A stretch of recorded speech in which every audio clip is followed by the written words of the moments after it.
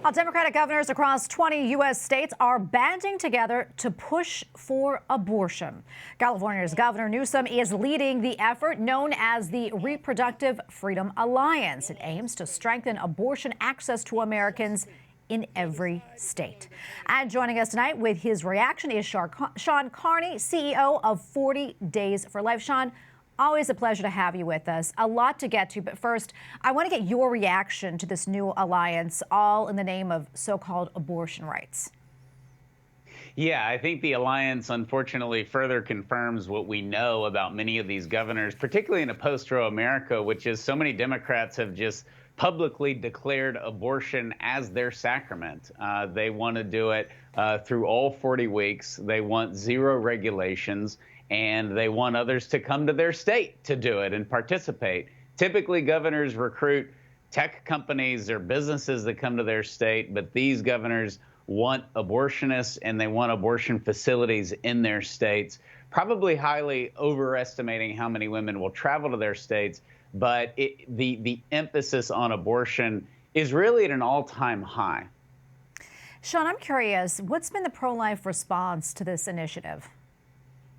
Well, I think for the first time in a long time, the pro-life movement isn't responding. We're able to go on offense. I think they're responding. I think this absurd alliance is very reactionary. I mean, how many times over the last 49 years have the pro-life movement, we've been very disappointed in judicial nominees, we've been disappointed in politicians, and with the overturning of Roe versus Wade, we're not having to react to Washington. The pro-abortion side is. And what you're seeing is true colors. It's ugly, but it's their true colors, which is abortion is their sacrament. It's a huge priority for them.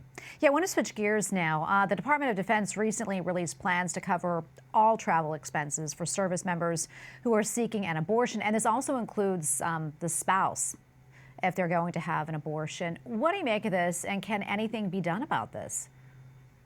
Well, it's so degrading to women, as if they're in the military or they're working in a corporation and they're just clamoring to have an abortion. The average woman tells one person that she's going to have an abortion before she does it. It's always usually the person who has to drive her there.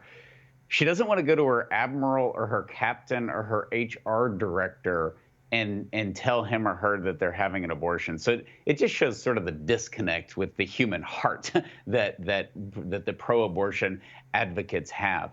I also think that it further, illustrates that the left wants abortion in every aspect of our federal government. They weren't proposing this before Dobbs overturned Roe versus Wade. This is yet another reaction of how can we salvage abortion? How can we have more abortion that's paid for? They're not going to pay for those parents to travel to MD Anderson in Houston when their child has leukemia. They're not going to pay for that travel. They're not going to pay for legitimate health care. They're only going to pay for abortion because that is their priority. Yeah, jumping off of there quickly, we don't have a whole lot of time left, but I want to talk to you about this headline out of Massachusetts. A Democratic official there, his name is Michael Hugo.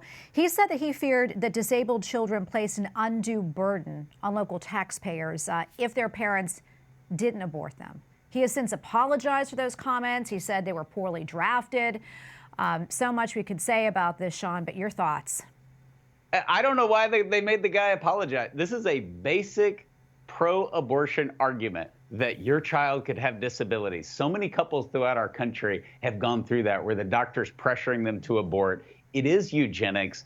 Disabilities is like one of their top two reasons of why we need abortion in the country. This guy made the fatal mistake of owning it.